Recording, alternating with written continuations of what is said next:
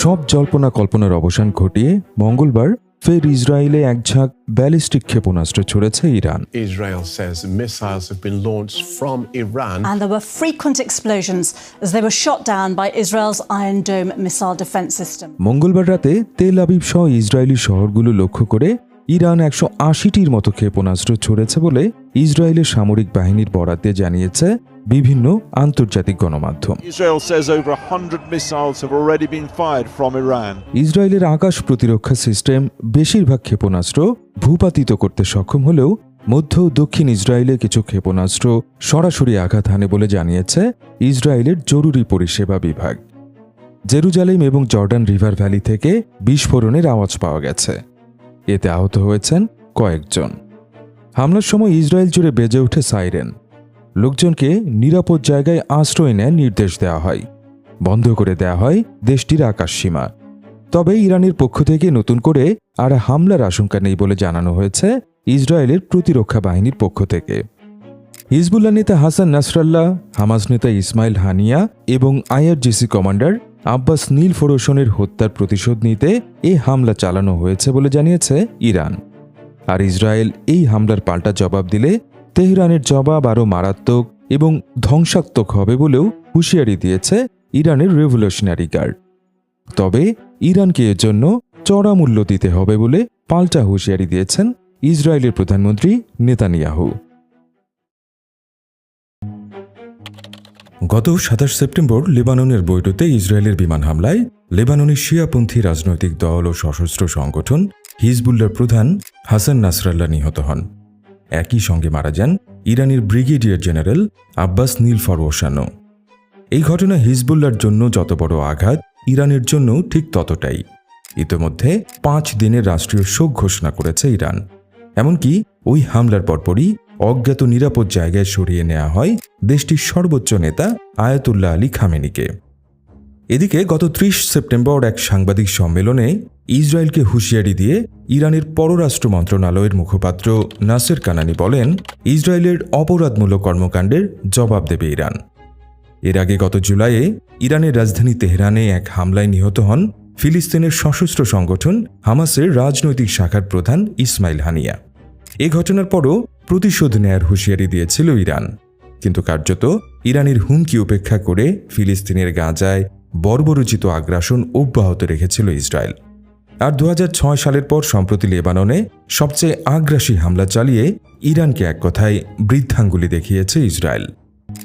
তবে সাম্প্রতিক ঘটনা প্রবাহ ইরানকে সত্যিকার অর্থে যুদ্ধের ময়দানে নিয়ে যাবে কিনা কিংবা কেন যাবে না তা নিয়ে বিতর্কের অবকাশ থাকলেও প্রতিরোধ অক্ষ নামে পরিচিত মধ্যপ্রাচ্য জুড়ে সক্রিয় সশস্ত্র সংগঠনগুলোর মাধ্যমে ইরান যে ইসরায়েলের বিরুদ্ধে যুদ্ধ চালিয়ে যাবে তাতে কোনো সন্দেহ নেই। কারণ ইসরায়েলের সাথে সরাসরি যুদ্ধে জড়ানোর বদলে প্রতিরোধ অক্ষের মাধ্যমে ইসরায়েলকে চাপে রাখার কৌশলই সবসময় বেছে নিয়েছে ইরান। ইরানে 1979 সালে ইসলামী বিপ্লবের পর থেকেই ইসরায়েলের সাথে সম্পর্কের অবনতি হচ্ছিল দেশটির, যা একসময় রূপ নেয় চরম শত্রুতায়। পরবর্তীতে নানা সময়ে ইরানে প্রকাশ্যে বা চোরাগোপ্তা হামলা চালিয়েছে ইসরায়েল। বিশেষ করে ইরানের পারমাণবিক কার্যক্রমে বাধা দিতে বহুবার বিভিন্ন অপকর্ম করেছে ইসরায়েল। কারণ ইসরায়েল বিশ্বাস করে ইরান যদি কখনো পরমাণু শক্তিধর দেশ হয়ে ওঠে তবে তা হবে ইসরায়েল রাষ্ট্রের অস্তিত্বের জন্য হুমকি। ফলে ইসরায়েল প্রতিনিয়তই ইরানি গুপ্ত হত্যা, সাইবার আক্রমণ ও ড্রোন হামলার মতো কাজগুলো চালিয়ে এসেছে। ইরান কেন ইসরায়েলের চরম শত্রুতে পরিণত হলো সে সম্পর্কে খানিকটা ধারণা নিয়ে আসা যাক।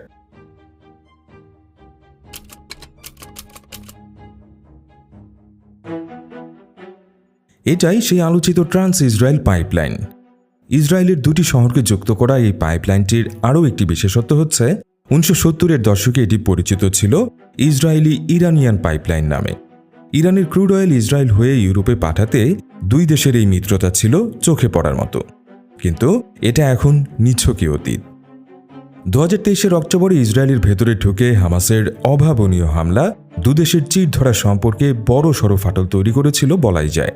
কারণ হামাস ইরানের মদদে চলে এই বিশ্বাস বরাবরই ছিল ইসরায়েলের। মধ্যপ্রাচ্যে সবচেয়ে বড় মিলিটারি পাওয়ারের কথা উঠলে নিঃসন্দেহে ইসরায়েল এবং ইরানের নাম চলে আসবে সবার আগে।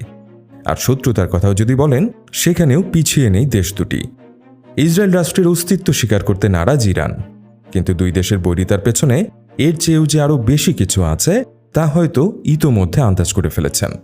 সংক্ষেপে বলতে গেলে ইরানের দৃষ্টি এখন আঞ্চলিক রাজনীতিতে প্রভাব বাড়ানো আর ইসরায়েলের সবচেয়ে ঘনিষ্ঠ মিত্র আমেরিকার উপর। কিন্তু ঠিক কী কারণে ইরান ইসরায়েলের বিরোধ? আঞ্চলিক রাজনীতির জটিল সব সমীকরণ ইরান ইসরায়েলকে কোথায় নিয়ে যাচ্ছে? জানেন কিনা 1948 সালে ইসরায়েল রাষ্ট্র জন্মের ঘোষণা দেওয়ার পর মুসলিম সংখ্যাগরিষ্ঠ দেশগুলোর মধ্যে ইরানই ছিল প্রথম কোনো দেশ যারা ইসরায়েলকে স্বীকৃতি দিয়েছিল। কিন্তু পরে কি এমন ঘটল? 1979 সালে ইরানি ইসলামিক বিপ্লবের পর আক্ষরিক অর্থে এই দেশটির সবকিছু উলটপালট হয়ে যায়। আর এর সূচনা হয়েছিল পশ্চিমা মদতপুষ্ট শাহ শাসনের পতনের মধ্য দিয়ে। বিপ্লবের কাণ্ডারি রুহুল্লাহ খোমেনি বিশ্বাস করতেন মধ্যপ্রাচ্যের সীমানা ছাড়িয়ে সেই বিপ্লবের আগুন ছড়িয়ে দিতে হবে গোটা বিশ্বে। আর বেশিরভাগ মুসলিম দেশের মধ্যেখানে তৈরি হওয়া পশ্চিমা ঘেঁষা ইসরায়েলকে সমস্যা হিসেবেই দেখছিলেন খোমেনি। এরপর থেকে ইসরায়েলকে অবৈধ রাষ্ট্র হিসেবেই গণ্য করে আসছে ইরান।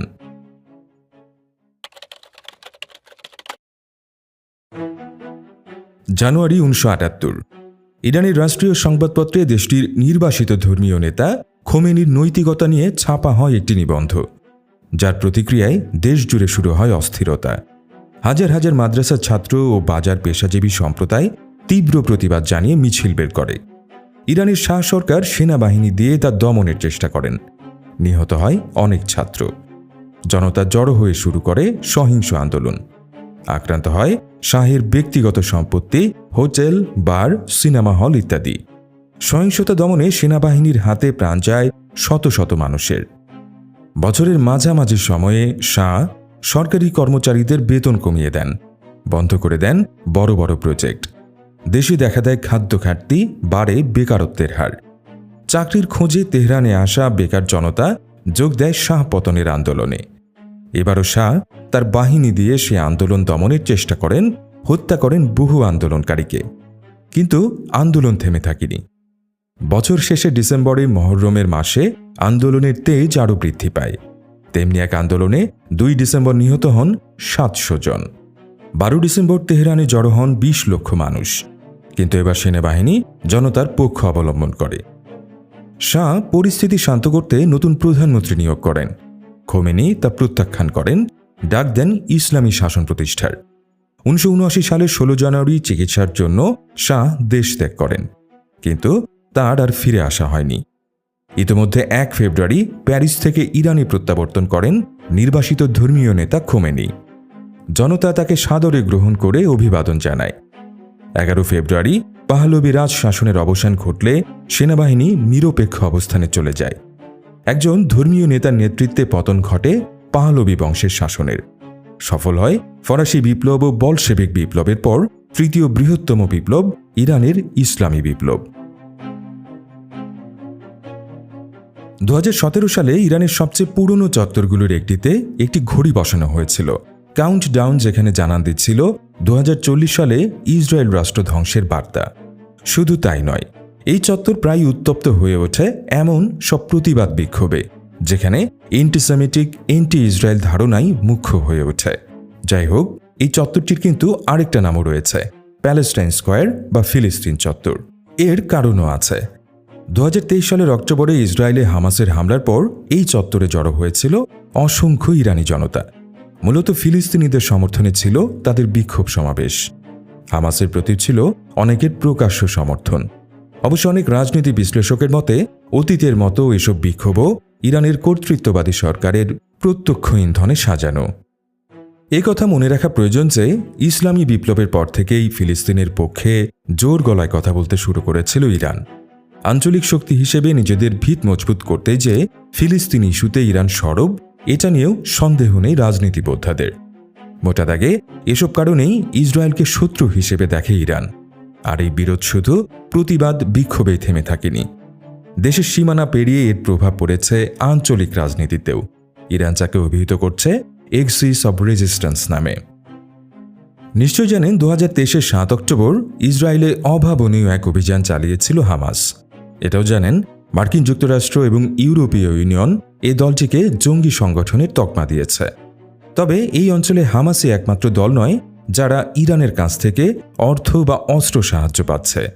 যেমন বলা যায়, গাজা ও পশ্চিম তীরে সক্রিয় ইসলামিক জিহাদ, লেবাননের হিজবুল্লাহ, সিরিয়ার দ্য সিরিয়ান আর্ম ফোর্সেস, ইরাকের পপুলার মোবিলাইজেশন ফোর্স এবং ইয়েমেনের সক্রিয় হুথিদের কথা। বলা যায় এরা সবাই কম বেশি ইরানের মদতপুষ্ট। মোদ্দা কথা, হামাসকে হাতে রেখে ফিলিস্তিন স্বাধীনতা ইস্যুতে আরব বিশ্বের মধ্যে সবচেয়ে সরব এবং সক্রিয় বলা যায় ইরানকে। এখানে একটা বিষয় না বললেই নয়, বিশ্বের বেশিরভাগ মুসলিমই কিন্তু সুন্নি মতাদর্শী, বেশিরভাগ ফিলিস্তিনি মুসলিমও তাই। আর ইরানের অন্যতম শত্রু বলুন বা আরব বিশ্বের তথাকথিত মুরলী বলুন, সৌদি আরবের বেশিরভাগ মুসলিমও সুন্নি। মধ্যপ্রাচ্যে প্রভাব বিস্তার নিয়ে ইরান আর সৌদি আরবের রশি টানাটানিও কিন্তু নতুন নয়। এক্ষেত্রে যে বিষয়টি মুখ্য হয়ে ওঠে তা হচ্ছে ইরানের বেশিরভাগ মুসলিমই শিয়া মতাদর্শী। শিয়া সুন্নিদের আদর্শিক দ্বন্দ্ব তো কারো অজানা নয়। যাই হোক, চলুন মানচিত্রে লেবানন ইসরায়েল সীমান্তে একটু দৃষ্টি দেয়া যাক। এখানে দক্ষিণ লেবাননের নিয়ন্ত্রণ মূলত আরেকটি ইসলামিক সশস্ত্র গোষ্ঠী হিজবুল্লাহর হাতে। হামাসের মতো হিজবুল্লাহও ইরানের প্রত্যক্ষ মদতপুষ্ট। আরও আছে ইয়েমেনের সক্রিয় হুথিরা। তাদের স্লোগানে যদি একটু নজর বোলান তাহলে দেখবেন সেখানে আরবিতে লাল রঙে যা লেখা আছে তার বাংলাগুলো দাঁড়ায় আমেরিকা নিপাত যাক, ইসরায়েল নিপাত যাক, আর ইহুদিদের ওপর অভিশাপ নেমে আসুক। 3000 কিলোমিটার দূরে ইরানের তেহরানেও যেন একই স্লোগানের অনুরণন শুনতে পাবেন আপনি। শুধু ইসরায়েল নয়, আমেরিকা বিদ্বেষও যেখানে প্রকট থেকে প্রকটতর হয়ে উঠছে দিনকে দিন। এদিকে হুথিদের সাথে ইরানের আদর্শিক বা রাজনৈতিক সংযোগের বিষয়টিও সামনে এসেছে বারবার। যদিও হুথিদের অস্ত্র সহায়তা দেওয়ার বিষয়টি বরাবরই অস্বীকার করে এসেছে ইরান। নিজের ভূসীমার বাইরেও এমন বেশ কয়েকটি সংগঠনকে সরাসরি মদত দিয়ে আসছে ইরান। আর এদের কয়েকটি দল অক্টোবরে ইসরায়েলে হামাসের হামলার পর রীতিমতো গা ঝাড়া দিয়ে ওঠে। ইসরায়েলের সাথে হিজবুল্লাহর দশকব্যাপী বৈরিতা চরমে ওঠে। ইসরায়েলে হামাসের হামলার পরদিনই হিজবুল্লাহ ইসরায়েলকে লক্ষ্য করে মিসাইল ছুড়লে জবাবে ইসরায়েলও লেবাননে বিমান হামলা চালাতে কালক্ষেপণ করেনি। এদিকে ইয়েমেনের হুথি বিদ্রোহীরা লোহিত সাগরে ইসরায়েলের সাথে সম্পর্ক আছে এমন সব জাহাজকে টার্গেট বানাতে থাকে। সব মিলিয়ে ইসরায়েলের সাথে ইরানের দ্বন্দ্ব টাইম বোমার মতোই যে কোনো মুহূর্তে ফেটে পড়ার আভাসই দিচ্ছিল। যাই হোক, আমরা খুঁজে বের করতে চাইছিলাম ইরান ইসরায়েলের দ্বন্দ্বের আসল কারণগুলো কি। কয়েকটি বিষয় ইতোমধ্যে আলোচনায় এসেছে, তবে সম্ভবত এর মধ্যে সবচেয়ে বড় একটি কারণ বলা যায় পারমাণবিক অস্ত্রকে। ইরান সরকার বরাবরই দাবি করে আসছে যে দেশটির নিউক্লিয়ার প্রোগ্রামের পুরোটাই আসলে শক্তি উৎপাদনের জন্য, অস্ত্রের জন্য নয়। পশ্চিমা বিশ্ব কিন্তু বরাবরই এই দাবিকে মিথ্যাচার বলে উড়িয়ে দিয়েছে। ইসরায়েলও সুর মিলিয়েছে তাদের সাথে। এমনকি ইরানের নিউক্লিয়ার ডিলের সবচেয়ে বড় সমালোচকও এই ইসরায়েল। যাই হোক, ইরানের এই পরমাণু প্রকল্প দেশটিকে মধ্যপ্রাচ্যের সবচেয়ে বড় শক্তিতে পরিণত করবে এটা বুঝতে নিশ্চয়ই পরমাণু বিজ্ঞানী হওয়ার প্রয়োজন নেই। আর স্বাভাবিকভাবেই ইরানের পরমাণু প্রকল্প ইসরায়েলের অস্তিত্বের জন্য হুমকি হয়ে উঠতে পারে এটা বুঝতেও বাকি নেই তাদের। দাঁড়ান, ইসরায়েলের হাতেও যে পরমাণু অস্ত্র আছে এ কথা কি বিশ্বাস করেন আপনি? আপনি না করলেও অনেকেই বলবেন ভিন্ন কথা, যদিও ইসরায়েল বরাবরই অস্বীকার করে এসেছে এই বিষয়টি। চলুন আবার ফিরে যাওয়া যাক ইরানে। ইরানের গুরুত্বপূর্ণ সব নিউক্লিয়ার স্থাপনা রয়েছে এসব জায়গায়। অনেকদিন ধরেই এসব স্থাপনাগুলোতে সাবোটাজ হামলার ঘটনা ঘটে আসছে। বিশেষ করে নাটানজেরের স্থাপনায় 2020 সালে এক বিস্ফোরণের ঘটনা ইরানের নিউক্লিয়ার প্রোগ্রামকে অন্তত 2 বছর পিছিয়ে দিয়েছে বলে মনে করা হয়। এই ঘটনায় ইরান দায়ী করে ইসরায়েলকে। আর ইসরায়েলের নীতি নির্ধারকরাও ইরানের পরমাণু স্থাপনায় হামলার ইঙ্গিত দিয়েছিলেন প্রকাশ্যে। দেশটির গোয়েন্দা সংস্থা মোসাদও ইরানি নাগরিকদের টার্গেট করছে এমন অভিযোগও এসেছে বারবার। বিশেষ করে ইরানের বেশ কয়েকজন হাই প্রোফাইল পরমাণু বিজ্ঞানীকে হত্যার পেছনে মোসাদের জড়িত থাকার দাবি করা হয়। অন্য সব অভিযোগের মতো এটাও বরাবরই অস্বীকার করেছে ইসরায়েল। শুরুতে যে পাইপলাইনের কথা বলেছিলাম সে পাইপলাইনে এখন আর ইরানের তেল আসে না। আর এখানেই আসে এই সমীকরণের আরেকটি গুরুত্বপূর্ণ দেশের নাম, আজারবাইজান। 1990-এর দশক থেকেই মুসলিম সংখ্যাগরিষ্ঠ দেশ আজারবাইজানের সাথে সুসম্পর্ক তৈরি করেছিল ইসরায়েল। আজারবাইজান ইসরায়েলকে শুধু ক্রুড অয়েলই দেয় না, দেশ দুটির মধ্যে সামরিক অংশীদারিত্বও চোখে পড়ার মতো। এখানে আরেকটি বিষয় বেশ গুরুত্বপূর্ণ। আজারবাইজানের দক্ষিণেই ইরানের অবস্থান। ইরানের সাথে আজারবাইজানের 700 কিলোমিটারের বেশি সীমান্ত রয়েছে। ইসরায়েলের সাথে আজারবাইজানের দহরম মহরম যে ইরান ভালো চোখে দেখবে না এটাই স্বাভাবিক, কারণ ইসরায়েল আজারবাইজানকে ব্যবহার করে ইরানে হামলা দীর্ঘায়িত করতে পারবে নিঃসন্দেহে। ইরান ইসরায়েলের সংঘাতের বিষয়টা কিছুটা হলেও খোলাসা হয়েছে আশা করি। মধ্যপ্রাচ্যের শক্তিমত্তার জানান দিতে ইরান যেমন ইসরায়েলকে বেছে নিয়েছে, তেমনি ইসরায়েলও ইরানকে নিজের অস্তিত্বের জন্য হুমকি হিসেবেই মনে করে। ইতোমধ্যে জেনেছেন দুটি দেশই আঞ্চলিক শক্তি হিসেবে বেশ শক্ত অবস্থানে আছে, কিন্তু ইসরায়েলের মতো ছোট্ট দেশটি কি করে সামরিক শক্তির দৌড়ে এতটা এগিয়ে গেল? এর একটা কারণ হচ্ছে ইসরায়েলি শুধু ইরানকে শত্রু হিসেবে দেখে না, আর্থিক বা সামরিক সব দিক থেকে ইসরায়েলের সবচেয়ে ঘনিষ্ঠ মিত্র আমেরিকার নামও এখানে চলে আসে অবধারিতভাবেই। মধ্যপ্রাচ্যের ভূ রাজনীতিতে আমেরিকার জন্য ইসরায়েলের কৌশলগত অবস্থান যেমন গুরুত্বপূর্ণ, তেমনি রয়েছে দুদেশের কমন শত্রু ইরান। ম্যাপে দেখানো এই দেশগুলো সম্প্রতি ইসরায়েলের সাথে কূটনৈতিক সম্পর্ক স্বাভাবিক করে নিয়েছে, আর এর পেছনে বড় প্রভাবক হিসেবে ছিল মার্কিন যুক্তরাষ্ট্র। 2020 সালে স্বাক্ষরিত অ্যাব্রাহাম অ্যাকর্ডসের কথাই ধরা যাক। মরক্কো ও সুদান ছাড়াও উপসাগরীয় দুই দেশ সংযুক্ত আরব আমিরাত আর বাহরাইন এই চুক্তিতে স্বাক্ষর করে ইসরায়েলকে রাষ্ট্র হিসেবে স্বীকৃতিও দেয়। ওয়াশিংটনের মধ্যস্থতায় সুন্নি প্রধান ইসলামিক দেশগুলোর সাথে ইসরায়েলের সম্পর্ক জোড়া লাগায় এই অঞ্চলে ইরানের প্রভাব খর্ব হওয়ার আশঙ্কা অমূলক ছিল না। মনে রাখবেন, ইরান কিন্তু কার্যত শিয়া প্রধান দেশ, আর মুসলিম দেশগুলোর সাথে ইসরায়েলের সম্পর্ক স্বাভাবিক হওয়া ইরান ভালো চোখে দেখেনি কখনোই। কিন্তু এখানে মধ্যপ্রাচ্যের অন্যতম মোড়ল সৌদি আরবের কি ভূমিকা? ইসরায়েল আর সৌদি আরবের মধ্যে আনুষ্ঠানিকভাবে কোনো চুক্তি হয়নি এখন পর্যন্ত, কিন্তু 2023-এর গোড়া থেকেই আমেরিকা ইসরায়েল আর সৌদির সম্পর্ক জোড়া লাগানোর তোড়জোড় শুরু করেছিল। বলা যায় ঐতিহাসিক একটি সমঝোতার পথে হাঁটছিল দেশ দুটি। কিন্তু সৌদি আরবের ঘোর শত্রু ইরান কি তা ঘটতে দিতে পারে? এরপর কি ঘটেছিল তা তো জানেন। ওই বছরের অক্টোবরে ইসরায়েলে হামাসের হামলার পরপরই গাজায় ইসরায়েলের নারকীয় ধ্বংসযজ্ঞ ক্ষুব্ধ করে আরব বিশ্বকে। সৌদি আরবও পিছিয়ে আসে ইসরায়েলের সাথে সম্পর্ক জোড়া লাগানোর আলোচনা থেকে। আর এ বছরের এপ্রিলে সিরিয়ায় অবস্থিত ইরান কনসুলেটে ইসরায়েলি হামলায় হতাহতের ঘটনাকে কেন্দ্র করে ইসরায়েলকে লক্ষ্য করে ড্রোন ও ক্ষেপণাস্ত্র হামলা চালিয়েছিল ইরান, যদিও তা ইসরায়েলের তেমন কোনো ক্ষতি করতে পারেনি। এরপর থেকেই দুদেশের মধ্যে যে কোনো সময় যুদ্ধ বেঁধে যাওয়ার আশঙ্কা তৈরি হয়।